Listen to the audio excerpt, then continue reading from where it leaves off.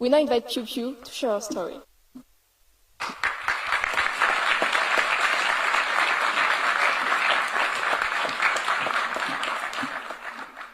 မင်္ဂလာပါ Bonjour à tous. Good afternoon, ladies and gentlemen. I am Piu Piu. Before I introduce myself, I would like to thank the Secretary General, Madame Jumalapali, the team Clement, Veronique, Diane, my friend Vivienne, and everyone here for giving me a chance to give a testimony at the opening ceremony of Clement 2025. It's an honor to be a part of this, especially when it's about rights and freedom.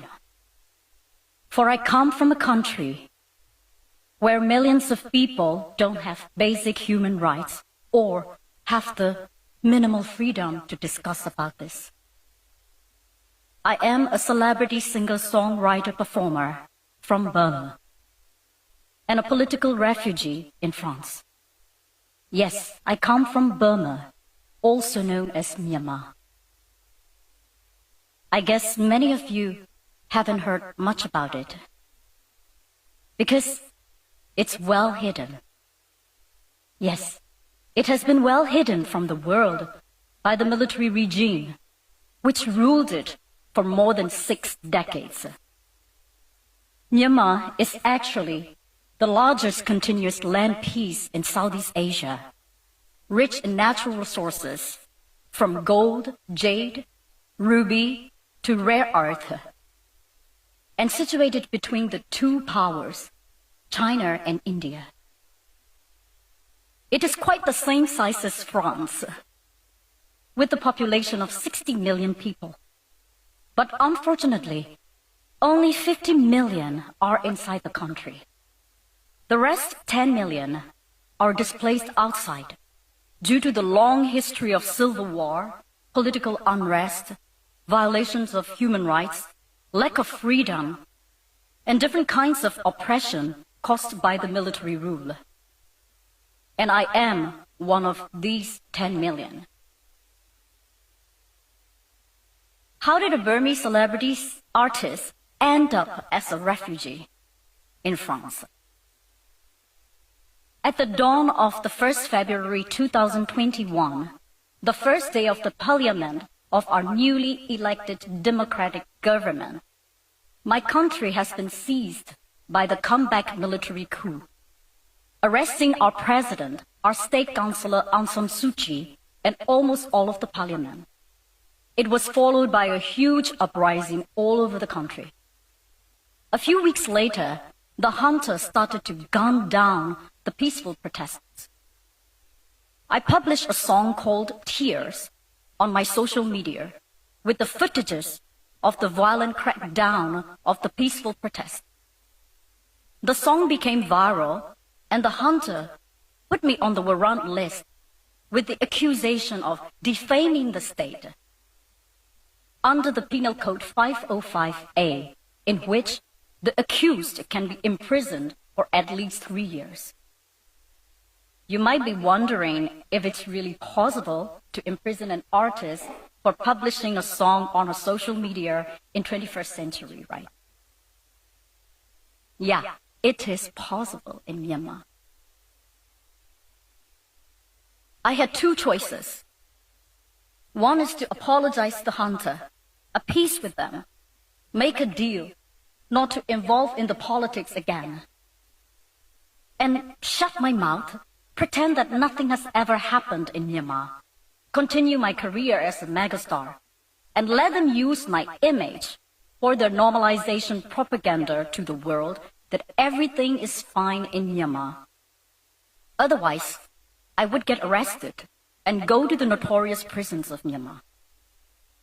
Another choice is to leave my successful career, my comfortable life, my wealth, my family, my home, my fans, everything I built and cherished for 20 years, to become a fugitive and end up in a third country like a nobody.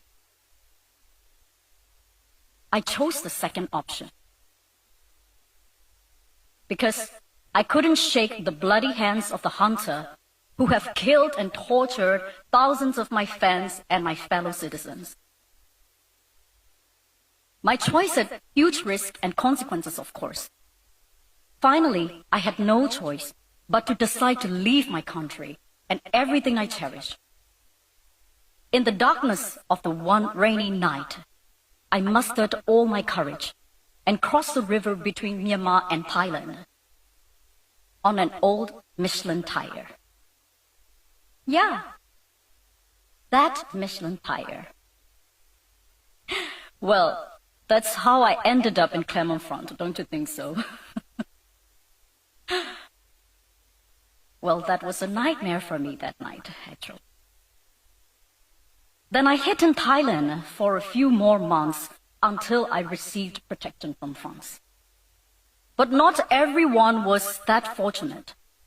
Some of my fellow resistant artists got arrested, some imprisoned, and one famous musician got killed in the frontiers.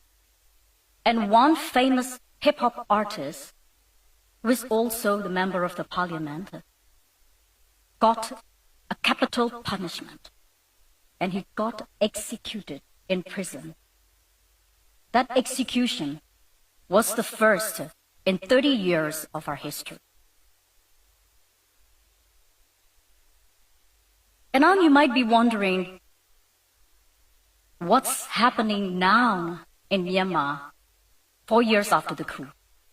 Well, the cruelty of the regime is becoming more severe each day, although the plight of my country and my people has unfortunately become less visible in the world's news lately. The military junta is killing its own people. They continue to commit crimes against humanity, targeting civilians, schools, hospitals, places of worship. There are already 30,000 people arrested, nearly 10,000 people murdered, not only in prisons or in conflict areas, but also from daily airstrikes by hunters' fighter jets on civilians' residential areas and war camps, destroying hospitals along with their patients and leaving temporary schools with bloody classrooms. About 3.5 million internally displaced people across the country, and hundreds of thousands of children without access to proper education, healthcare, and vaccination. Last year, the junta activated the conscription law and started to kidnap even the minors, just to use them as human shields in the battlefields. Majority of the people in Myanmar barely get 4.5 hours of electricity a day and hardly making a living under poverty, pressure, and scrutiny. Under the junta's 4 years' reign, Myanmar has become world's #1 in drug dealing, and host of cyber fraud scam centers in Southeast Asia, as you all could see in the news lately.